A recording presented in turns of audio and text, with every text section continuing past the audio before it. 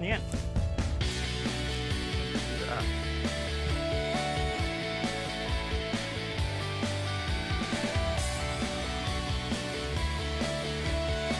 Boleh tahan. Tapi aku tak pernah try lah.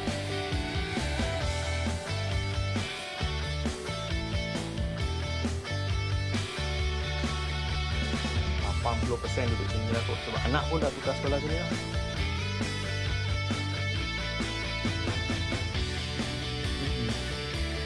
Bila nak bajir balik?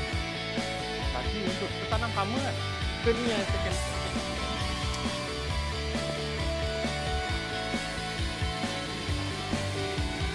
2, 3, 4, 5, 6